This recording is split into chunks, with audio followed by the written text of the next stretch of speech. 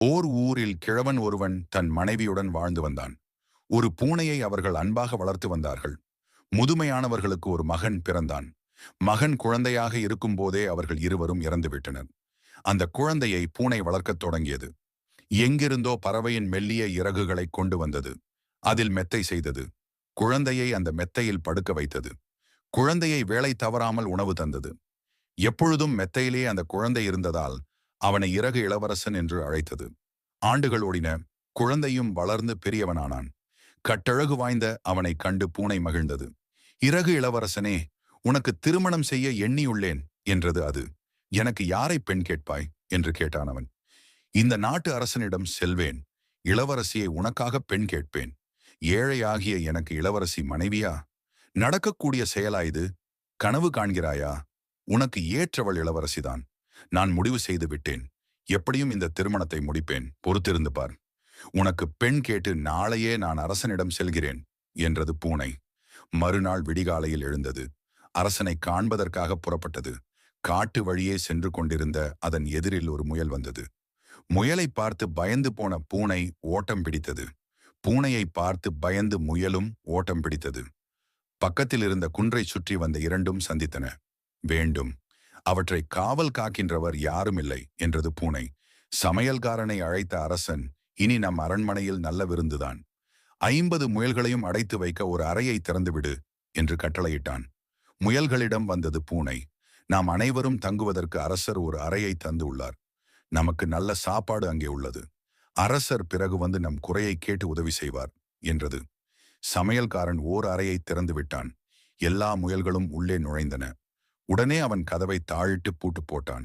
வெளியே காவலுக்கு வீரர்கள் நின்றனர். பூனை தங்களை ஏமாற்றி விட்டதை முயல்கள் உணர்ந்தன.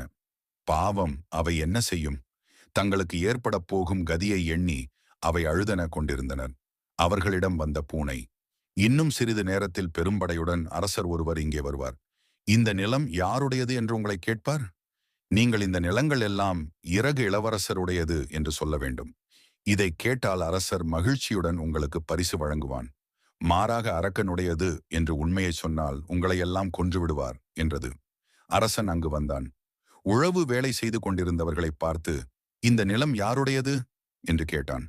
எல்லோரும் இறகு இளவரசர் உடையது என்று சொன்னார்கள். மகிழ்ந்த அரசன் அவர்களுக்கு பொற்காசுகளை வாரி வழங்கினான். வழியில் ஏராளமான ஆடுகளை நிறைய பேர் மேய்த்துக் கொண்டிருப்பதை பார்த்தது பூனை. அவர்களிடமும் சென்று அதையே சொன்னது. அரசன் வந்து கேட்டபோது, எல்லா மந்தையும் இறகு இளவரசருடையது என்று அவர்கள் சொன்னார்கள். தன்னை விட இளவரசனிடம் அதிக செல்வம் இருக்கிறது என்று மகிழ்ந்தான் அரசன். இனி இளவரசனின் அரண்மனைக்கு செல்லலாம் என்றான் அரசன். அரக்கர்கள் தங்கியிருக்கும் அரண்மனைக்குள் நுழைந்தது பூனை. அவர்களை பார்த்து, உங்களுக்கு ஆபத்து வந்துவிட்டது. உங்களை கொல்வதற்காக அரசர் பெரும் படையுடன் வருகிறார் என்றது. வெளியே பார்த்தவர்களுக்கு பெரும்படை வருவது தெரிந்தது. பூனையே, நீதான் எங்களை காப்பாற்ற வேண்டும் என்று கெஞ்சினார்கள். தோட்டத்தில் உள்ள வைக்கோல் போருக்குள் நீங்கள் எல்லோரும் ஒளிந்து கொள்ளுங்கள் என்றது அது. அவர்களும் அதற்குள் ஒளிந்து கொண்டார்கள். வைக்கோல் போருக்கு தீ வைத்தது பூனை. தீயில் வெந்து எல்லா அரக்கர்களும் இறந்து போனார்கள். ஊர்வலம் அரக்கர்களின் அரண்மனையை அடைந்தது. எல்லோரையும் வரவேற்றது பூனை. இளவரசரின் அரண்மனை மிக அழகாக உள்ளது என்றான் அரசன். இளவரசனிடம் தனியே நடந்ததையெல்லாம் சொன்னது பூனை. மகிழ்ச்சி அடைந்தான் அவன். இளவரசன் இளவரசியுடன் நீண்ட காலம் அந்த அரண்மனையில் வாழ்ந்தான்.